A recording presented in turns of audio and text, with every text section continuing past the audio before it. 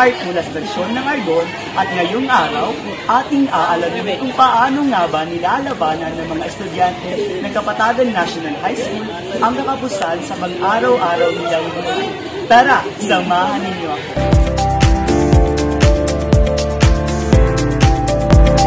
Kita na kaming i-interviewin. Hello po, magandang umaga. Hello po, magandang umaga din po. Ano po ang pangalan ninyo? Princess Kate. So, Princess Kate, share mo naman ang mga tips na ginagawa mo para malabanan ang iyong kakapusan sa buhay. Ginagamit ko po ang mga gamit na pwede i-recycle tulad ng notebooks at scratch paper. Yun, magaling! Recycle is the key.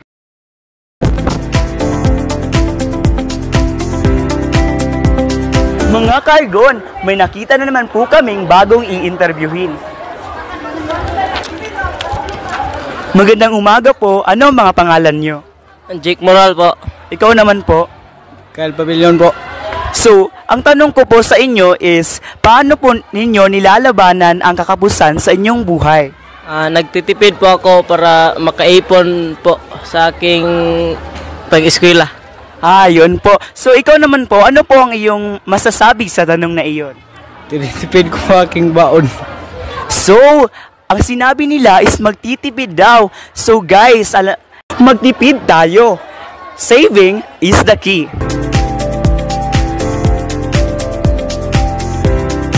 Mga Ka-Argon, mayroon na naman tayong bagong i-interviewin. Hali kayo. So, pwede ka po ba naming maabala? Opo. Ano po ang pangalan ninyo? Ako po si Geraldine B. Isabida. So, Geraldine Isabida, paano po o ano ang tips mo para malabanan o magsugpo ang kakapusan sa iyong buhay? Ako po ay nagpa-budget at inuuna ko po ang aking mga assignments, project kaysa sa aking mga luho po. Ayun, maraming salamat. Salamat rin po.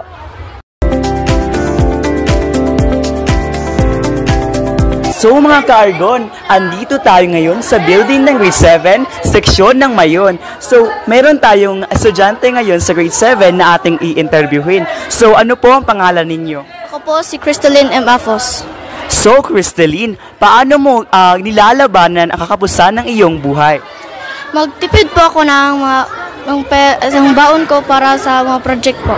Maraming salamat, Crystalline. Welcome po.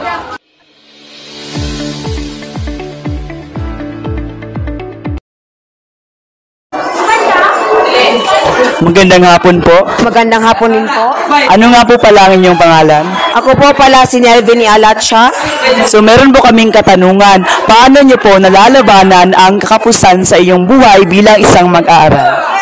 Sa ating buhay, dapat tayo magkaroon ng money budget plan upang pag may kinakarap tayong problema ukol sa pera, tayo ay may makukuha sa ating bulsa. At laging tandaan sa buhay, dapat lagi tayong maging handa.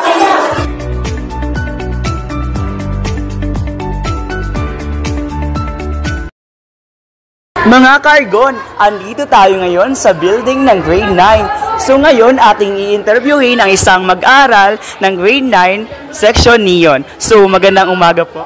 Magandang umaga. So ano po ang inyong pangalan? My name is Kent Adrian S. Franco. So Franco, paano mo nilalabanan ang kakapusan sa iyong buhay bilang isang mag-aaral?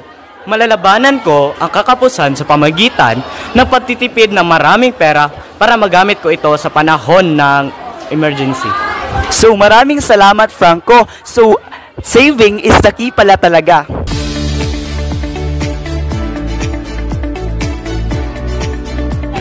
Magandang hapon po. Ano po ang iyong pangalan? Ako nga po pala si Kaya Maria. So, meron ba kang katanungan, paano po ilalabanan ang kakapusan sa iyong buhay bilang isang mag-aral kumangin? Ilalabanan ko ang aking kakapusan sa aking buhay bilang isang estudyante sa pamamagitan ng paglilimutan ng mga pangangailangan kaysa sa aking mga luho. Maraming salamat.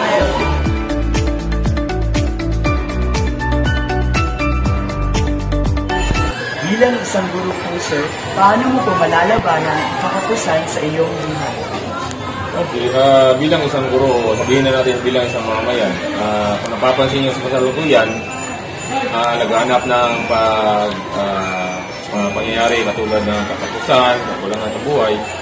Ngayon, para malabanan ang mga bagay na ito, kinakailangan natin gawin ang mga bagay na importante at mahalaga at tamang paggamit sa mga pangunahing pangangailangan. Halimbawa na lang ang paggamit ng tama sa mga tubig, sa ating ginagamit na tubig at ang paggamit ng tama sa ating mga elektrisidad. Isa yan sa mga halimbawa upang malabanan natin ang katapusan at kakulangan at at the same time makatulong tayo sa ating komunidad. Maraming salamat po, sir.